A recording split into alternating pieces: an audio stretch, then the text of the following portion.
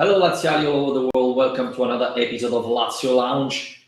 Plenty of things to talk about. We have to review Lazio Inter. We have to talk about the draw of Europa League. Finally, Lazio knows which group we are and our opponents. So, plenty of things to talk about. With me, Alistair McKenzie. Alistair, let's start from what happened Friday night. I mean, this was probably one of the most difficult match of the season. Inter is the favorite, I think, for the Scudetto race. And we had a couple of players that were in great shape. I mean, Milinkovic Savic is a player that didn't shine in the first matches. Of the new signing, pretty much Oli Romagnoli is starting. So I was a little bit concerned, but things turned out quite well, right? Things went quite well for Lazio. Absolutely. I mean, I described it after the game as Lazio's best performance under Sarri. I kind of reflected on that afterwards, trying to work out if that was a kind of bit of recency bias, getting carried away in the moment. But I don't think it was, because I think it's certainly the most balanced performance I think we've seen under Sarri. We've had some good results in big games also last season, but I think that was it was kind of the first time we really seen what he's trying to do, I think. And it's funny because this came only a week after the Torino match, where we had a conversation about, well, what is he trying to do here? Because it didn't really seem to make much sense, the Torino game, to us. And then he lines up with an identical team against Inter, and that happens, and suddenly you realize, okay, that does work. It just didn't work that day. It was phenomenal. I think defensively, the team is looking really strong. I think the midfield looked a lot sharper. That was a big difference compared to the Torino game. And pretty clinical up front as well. I think all areas of the team we can be pretty happy with. I don't know, what do you think? Best performance under Sarri, is that going too far? No, I think it makes sense. And it's funny because even last year we've beaten Inter 3-1, but I thought it was a very different match. Exciting, Lazio deserved to win, but probably this one was more convincing, and you can see where Lazio is going and how things have evolved compared to last year. I think Lazio struggled just the first 20-25 minutes, and then after that, Lazio had control of the match. Lazio had a lot of chances. Inter had just three. The goal they made, the header of Dumfries after the equalizer, and then what was it? Last second, they had another chance where Provedel was good enough to save. But apart from that, Inter wasn't very dangerous. So this is it's really surprising because we said it last week, right? Our defense looked very good, but Torino is not a real challenge. We have to see them against Inter. Well, we saw them against Inter, and the performance was impressive. I mean, did you see Romelu Lukaku on Friday? Because I didn't notice if he was playing or not. So another convincing performance from our defense. And if you go, Alistair, and watch it, well, Oli Romagnoli is the new player. Well, you can argue Provedel as well. But of the back four, three of them were playing last year. So what changed? Yeah, well, I think so something I thought was quite interesting is that so much of the talk since Sarri's arrived has been about how Lazio can adapt to Sarri, how this squad adapts to Sarri's style of play.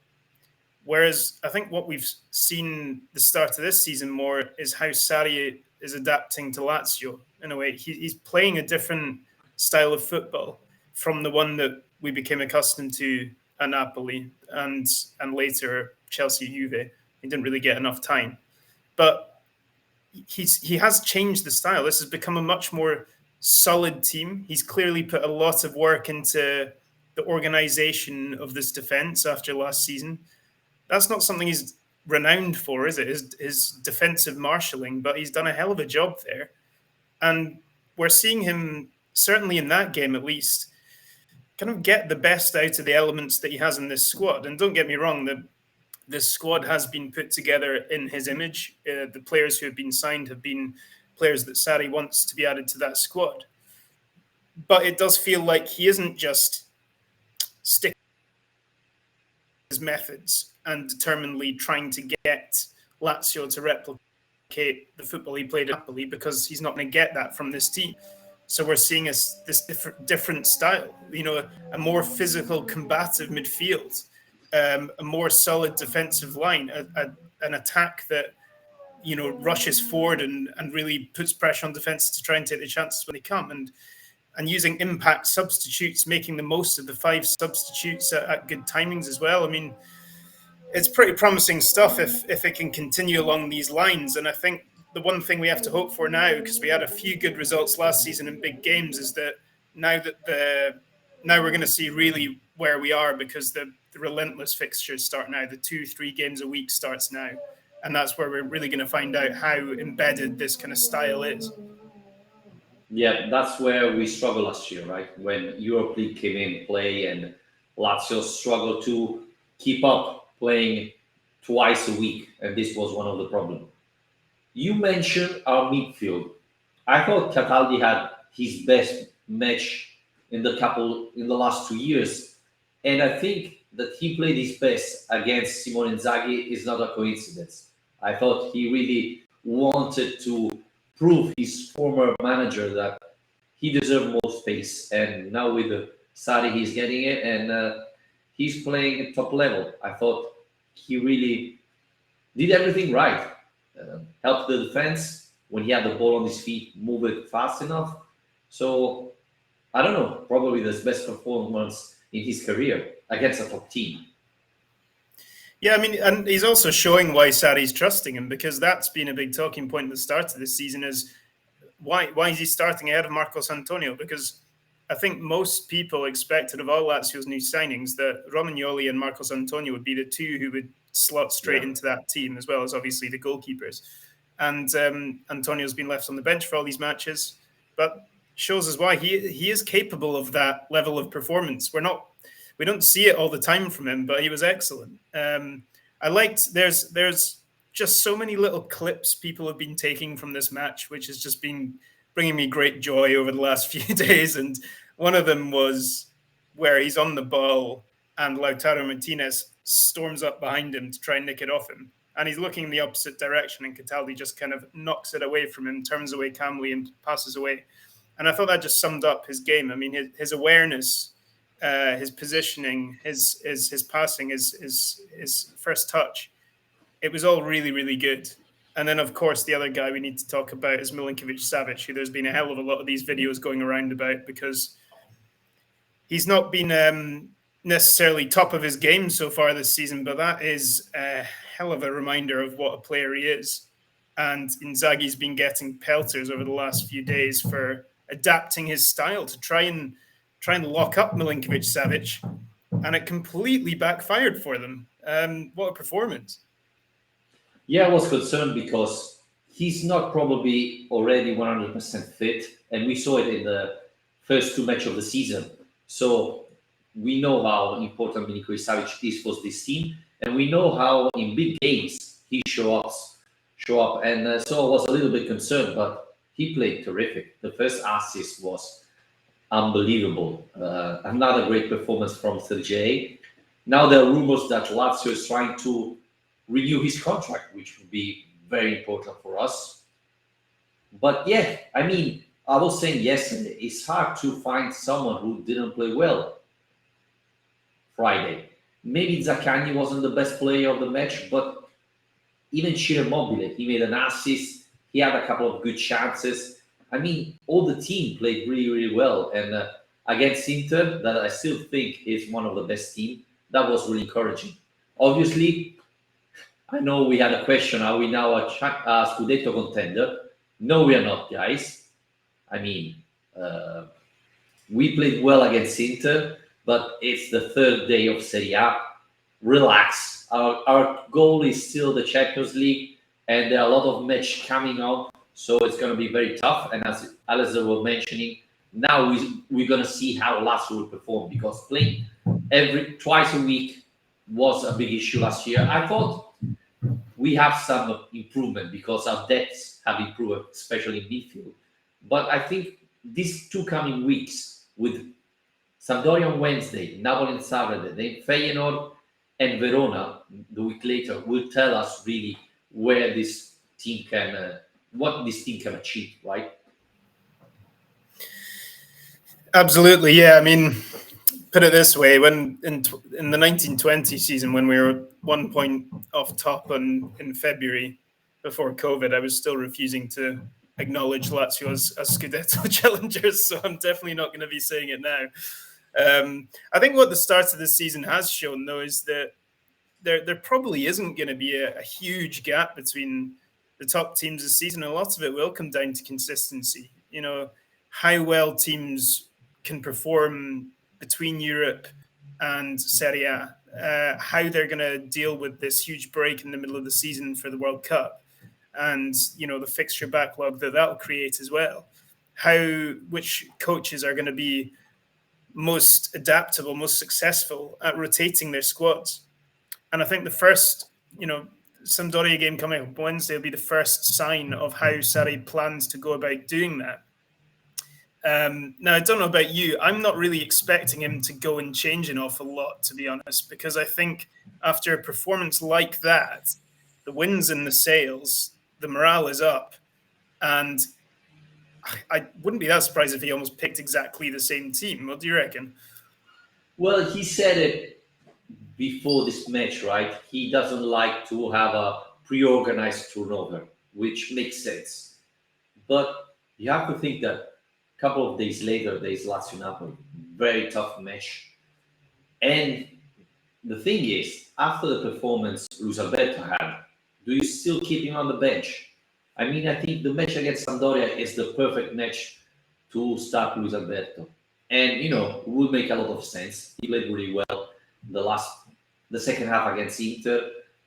He deserved probably to start. So maybe, you start him against Sampdoria and then against Inter, you put the same midfield you had against Inter. I guess the counter argument with Alberto, I mean, how have we not mentioned his goal yet? It's just one of the cleanest strikes I've seen for a long time. And the way he hit it, considering that the pitch wasn't in the best state and the ball was, bubbling around as it came to him. Unbelievable strike. Anyway, but I think that his role of being this danger, this attacking danger in midfield, who's coming into games late on against tiring defenses, kind of works. I mean, if Sarri does have this idea of starting with a more combative team that is going to keep things steady, he basically looks to be kind of trying to preempt and avoid the situations Lazio have ended up in the past, where they've had terrible starts to games that have ruined the result, or stupid goals given away, or red cards, or whatever, and or blackout moments, all these famous things that have occurred over the last few years. And Sarri's wanting to just make sure the Lazio are in every game, right into the final bits, the final stages. And yeah, it'll be interesting to see if Alberto features in that as a starting player. Maybe against a team like Sampdoria, who are utterly hopeless, I have to say. So I was just saying to you before we came on, I hope they don't sack Marco Giampaolo before Wednesday, because at the moment, I honestly think they're probably the worst team in Serie A right now. So, although they did get a point against Juventus. So, yeah. But do you think that it's all due to Luis Alberto? I mean, I don't think that mistakes, penalty, etc., are due to the fact that Alberto was starting. Plus, I think we fixed the defense. I don't know what happened to Patrick, but he's playing at an unbelievable level. Lazzari has improved. Marusic again. Provedel looks to be a leader. He made a couple of good stops in the first half. He came out anticipating Lukaku in the first half, which is something we were not used to with Lazio goalkeepers. So I think our defense have improved. And I think against Sampdoria, no? So I was just going to say on the goalkeeper thing that we did get asked about that, the number one question again by Fielding Glavas about who it should be. But I mean, it has to be Provedel now, doesn't it? After 2 clean sheets in a row, the start he's made. Do you see Maximiano coming in for the midweek games, or just for Europa League, or how do you see that playing out? Well, I was hoping to see Maximiano start against Inter, but the performance Provedel had was impressive. I have to admit that I saw Maximiano warming up, before the match when the starters shoots on target and the second or the third goalkeeper said he made a couple of impressive saves. I was astonished to see him. A couple of on Milinkovic Savic, he made an unbelievable save. So you can see there is a talent there. But after this last 2 performances of Provedel, well, I wasn't very impressed against Torino, but against Inter he played really well. So I think in Europa League, Maximiano will start, and probably for the first part of the season, this will be the thing. Provedel in Serie A and Maximiano in Europa League. But yeah, I was a little bit concerned at the beginning, but I thought Provedel played really, really well. The save he made against Dumfries probably changed the game. If that ball goes in, I think, Inter win it. So it was really impressive performance from Provedel. I guess the other thing we're going to start seeing now that we've not seen so far this season is, is what the plan is for the Vice Mobile, because Ciro can't play all these games. I mean, he'll want to, but he shouldn't be playing 90 minutes in every single game the next 4 over the next 2 weeks. So will it be Cancellieri? I mean, we've still not seen him playing through the middle this season, only in pre-season. So that will be interesting. There's a lot of questions we're going to get answers to quite soon. But I think it's this performance really has, I think, brought a lot of confidence back to the fan base. The other thing we have to mention was how good the stadium was on Friday night. I mean, yeah. I know you came back for it especially, and it was really, a festival atmosphere in there. Obviously, it's always a bit of a different fixture anyway, because the relationship is pretty friendly with the Inter fans, but it felt like a big occasion. It was amazing to get that kind of capacity crowd in, and it's been really encouraging so far, the Bologna game as well, to see how the Lazio fans seem to be kind of animated and really on board this season, and hopefully that continues for the next few games as well. I think the crowd it's very important when you play at home. I think it helps a lot. The atmosphere was unbelievable. I was at Ponte Milvio like 3 hours before the match, and it was already packed. Fans were chanting, etc. So I think a little bit Sarri brought back this atmosphere to the club, which is good. The fans are excited. The team is playing very well, and this definitely helps. So it was good to have this atmosphere, and I hope against Napoli, the stadium will be packed again. Even though we have to say that Lazio will play in the next 2 weeks, 4 games at home. So I don't know if we'll be able to. And the other thing is the Europa League tickets still haven't gone out. They said that there will be a sort of mini season ticket for the group stage, but it still didn't come out, and the match is next week, no, in 2 weeks' time. So we'll see what happens. But yeah, the atmosphere is very important, and will definitely help the team in tough matches like the one that was Friday, I guess. The one thing I would say with that is that it cost me 42 euros to be in the Curva Sud this time, because I was so late getting a ticket. But it's still a lot. That is still something that the Ultras went on strike about last season. So I would say that these great attendances and the fans being as great as they have been is kind of despite of the club rather than because the club is helping. Obviously, the season ticket packages are useful, but that's still, I think that's still quite a lot of money to be asking from people for, let's be honest, sections with very poor views. I think that's fine as a price for the Tribuna Tevere or the better seats in the house, but I could barely see what was going on at the other end of the pitch. Yeah, but it's Lazio Inter. I mean, it's a big match. You cannot pretend that you have a season ticket if you want it, or otherwise you accept that against big team, the prices increase. Against small team, it goes down. So this time I don't have problem with that. Honestly, we have to see what happened with the Europa League. So that's going to be interesting. But I mean, every club does it. So it's not only Lazio. It's going to be Roma, Inter, etc., etc. So. And to be fair, I was back in Scotland recently, and I paid £28, which is about €35, to watch Ross County Kilmarnock. Oh my God! You know, in comparison to other leagues, it's still pretty good value, I would say. Well, I'm not sure about that, to be honest with you. Not the best game as well, I'll be honest. I'm not sure we got the €35 worth of entertainment that day.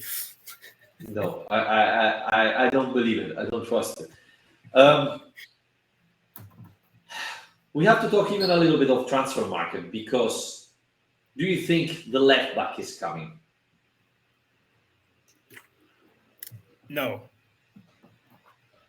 He's actually well, honestly, when he came in. I mean, I would like to believe it, but it does. There has been a theme going on for like 2 weeks now, where Lazio are chasing this player.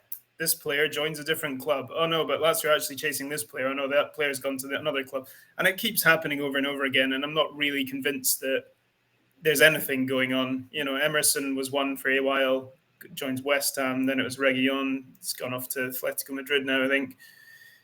I don't know. I think that the one we would have wanted in my mind was Parisi at Empoli, who's talked about since January, but I can't really see that happening. They might surprise us. You never know, but it does. Yeah. I feel like the messaging coming out from the club is very much like, we're done. Yeah.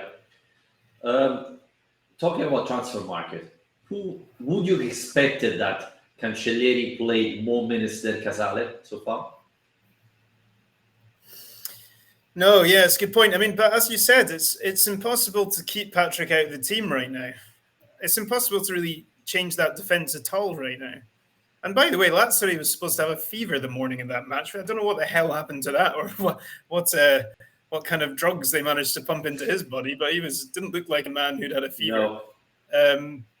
Yeah, but that defense, I mean, obviously the goalkeeper is still a talking point, but you really can't change that too much. I think you do want to, though, I would say, because I think we don't want to become too over-reliant on the same back four. It's great to have the back four playing as well as they have, but I would like to see Casale, Gila start to kind of get a little bit of game time here and there, just so they're comfortable.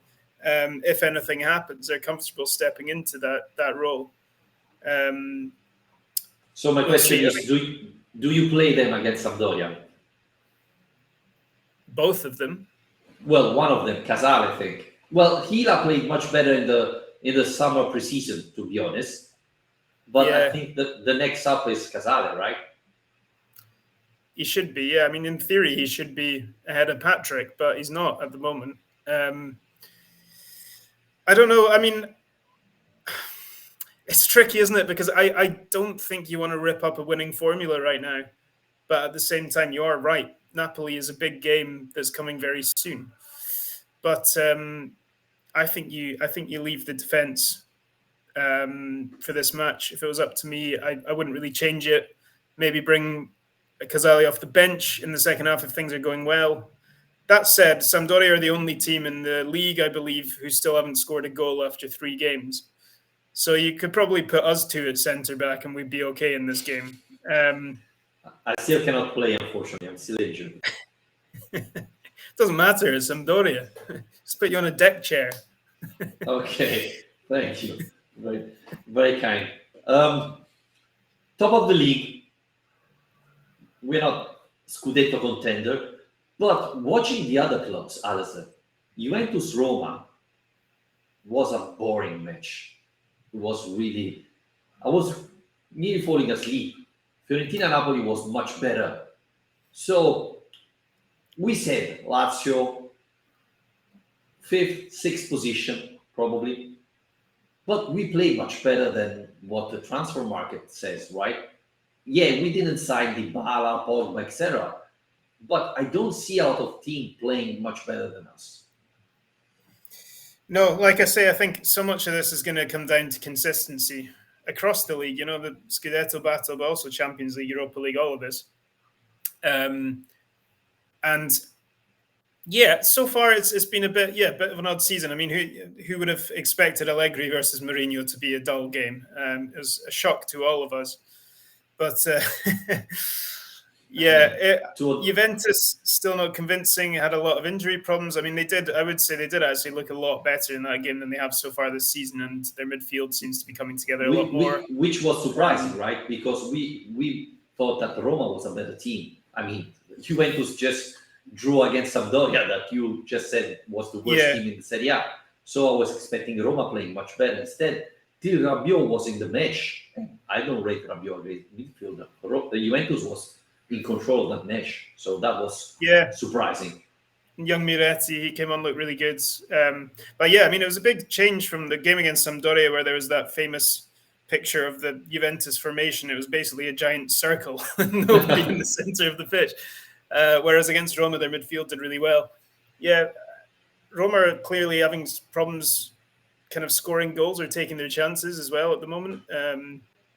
I think they're massively underperforming their XG, and 3 goals in 3 games so far. Yeah, that's kind of coming together a bit. Juve could say the same thing. I mean, Milan at the moment probably look the strongest just because they're the steadiest. Yeah. Their team is pretty similar to as it was last year, and Tequetalai looks to add a bit of quality to that side. But Napoli is quite hard to say still, because they absolutely blew away Monza and Verona. But you know, Italiano did a hell of a job stopping them last night. So I don't know. That's Lazio Napoli is going to be a really hard game to call, I think, based on what we've seen so far. Alistair, you talk about consistency. Well, the Europe, where are you going? We still have time to talk about. It's getting comfortable. Europa League draw last Friday.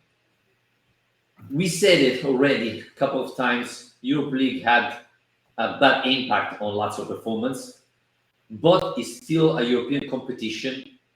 I would love Lazio to try to go further as possible. I don't think, it's impossible now to say we have to win the Europa League because it's a tough competition. But I think our goal is to try to finish the group first. That's the first part, right? Because if you finish second, you're going to fight, you're going to have an extra match against a Champions League opponent. So that's quite difficult. But the goal for Lazio is to finish first in the group.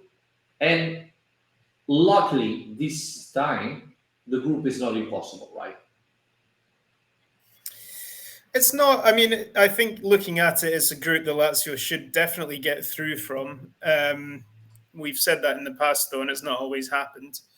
But it's still pretty tricky. I mean, Feyenoord are a team who obviously made it all the way to European final last season, where you might remember what happened to them. But they might well be buoyed by that experience, by their ability, by their confidence of what they can do in European competition. So I think that's quite a tricky one to start with. But then again, if you're playing your major group rival first at home and you get a win in that game, that is a fantastic start. The other teams, to be honest, Midtjylland have always been, I'm probably completely getting that pronunciation wrong, but well, I'm sure we'll have our Danish friend Karsten on to tell us about them soon enough. But obviously they've been in the Champions League not that long ago. I did have a quick look and saw that they're not doing great so far this season. I think they're in kind of mid-table in the Danish league at the moment. Sturm Graz, not a team I know an awful lot about, if I'm perfectly honest.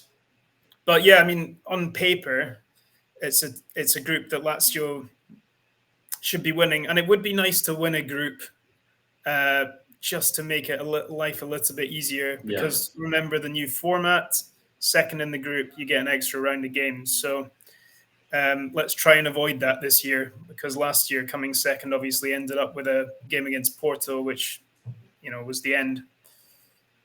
Yeah, and again, the question is, Alistair, are we going to rotate the starting 11 in the Europa League? I think we have to. But again, the goal has to be to win the group. We start with Lazio Feyenoord, so that's probably a tough match, even though Feyenoord lost a couple of key players this summer. Again, I would love to see some changes, maybe with Alberto start, Pedro maybe starting something else, but we need to win it. And I think starting with 3 points at home against Feyenoord would be really, really promising start. But again, I think the secret and the goal Lazio have to is to win the group, doing a little bit of rotation. That's the ideal, but it's the same every year, isn't it? That's what we ideally hope for every year, is that the kind of B team can be rolled in and do a fantastic job and start competing for place in the first team.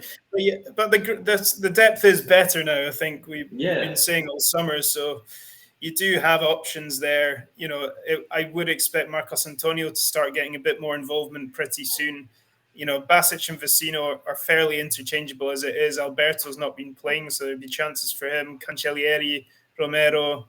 I mean, Pedro we've not mentioned yet, but what an impact he had coming off the bench after injury to set up one goal and score another. So there are good options. I think the big question, like I said before, is just what happens if you rotate out Immobile? Is it going to be Cancellieri? Is it going to be Felipe Anderson? What are we going to see happen here, and how effective is it going to be? Same old question. Well, we didn't mention Cancellieri. I thought even against Inter, he had a very encouraging performance. He had a huge chance. He played as we were expecting. And, you know, this guy is only 20. I know in England, in Premier League, if you're good at 20, you're starting. In Italy, it's a little bit different. But this guy looked really encouraging, looked really promising. So I think giving a chance to play as number 9 would be really interesting. Giving a chance against Feyenoord, it's a risk, but I'm willing to take that risk, especially if you have 5 substitutions in Europa League. So maybe you start Cancellieri, you give him 45 minutes, and then you see how things go. If things goes badly, then Ciro comes in, or if things go well, he keep playing.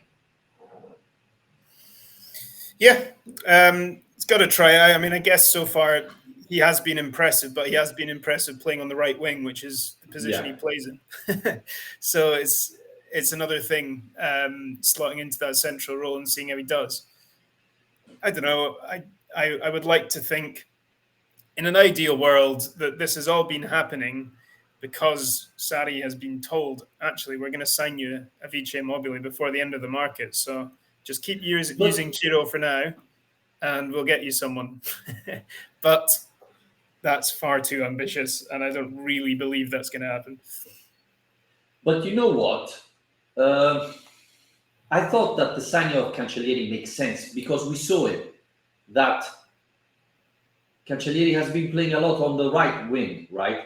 We don't have that depth in the bench there. We had Pedro that was injured in a match, and then Luca Romero. So if you get a real number 9 who cannot play on the wing, then that's a problem. With Cancellieri, you can play him number 9. We have to test it, but that's the idea. Right wing, left wing eventually. So you have that option that you didn't have if, for example, you had a player like Murici who's scoring a lot of goals with Mallorca, but that's another discussion. I don't know. Do you agree with me or doesn't make sense? Well, yeah, I mean, I think Cancellieri still probably makes more sense than Murici ever did.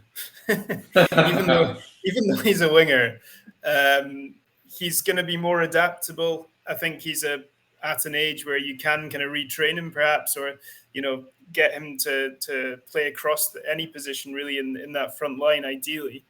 And it's something, don't forget, Sarri's got experience in, is turning wingers into strikers very famously. So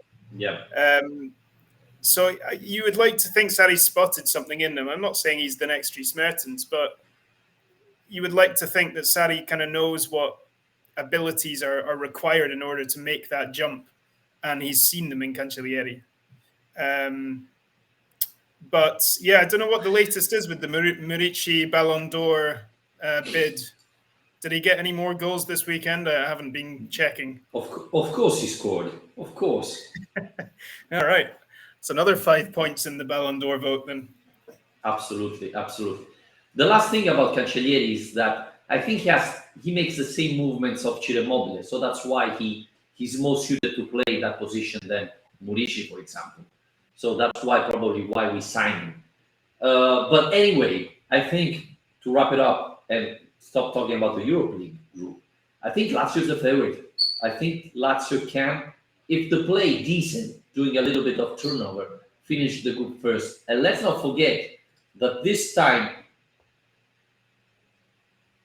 the group stage will finish in November, while last year was finishing in December. So it's 1 month less. So it's going to be very compact. So it's not going to be easy, right?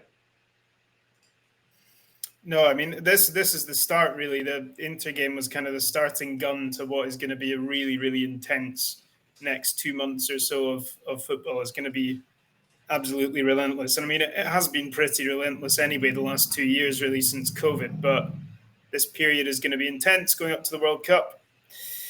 And yeah, it's promising to start it with such an encouraging performance. Because the thing is, beyond the stuff we've discussed, the individual performances, the way that the team's structured defensively is coming together under Sarri, the way the team is looking like a Sarri team more and more. On top of that, I think you just have to take into account that beating a team like Inter, who, like you said at the start, are title favourites for most people at home, that's going to be a huge morale boost, confidence boost to this team, and really, send them into this run of games in high spirits. So positives all around, and hopefully we don't come crashing back to ground on Wednesday and everybody can find clips of me talking about how bad Sampdoria are. Yeah, this is the challenge for Lazio, because we saw often Lazio in the past playing really well against big team and then disappearing against small team. Let's not forget last year Bologna-Lazio 3-0 without a shot on target. But I can think even of Verona-Lazio 4-1. So unfortunately, Lazio have this in the past. Let's hope that we improve, because if you want to reach the Champions League, you have to win pretty much every single match. Otherwise, it's going to be quite complicated. Right, Alistair? Well, winning every single match, I think we might have higher objectives than the Champions League qualification. But yeah, I think it's very, very, very important, as always, to take care of these, especially the midweek games against lower table teams you're expected to beat. That's somewhere Lazio slipped up a lot in the past, and somewhere they need to not this season. Because like I said, I think so much of it is going to be about consistency of performance. They don't need to play at the same level as they did against Inter. I'm fine with that, but they do need to get 3 points one way or another. That's what they need to be doing in these midweek games. Yeah, totally agree with you. I think we can wrap it up here, and we'll be back after Lazio Sampdoria. My dog is excited for the match. So thanks everybody for joining us. Remember, follow us on Spreaker, Spotify, YouTube, wherever you listen to our podcast, and we'll be back after Sampdoria Lazio and even after Napoli Lazio. Another very important match. Thanks, Alistair, for joining me. Cheers. Ciao, ciao.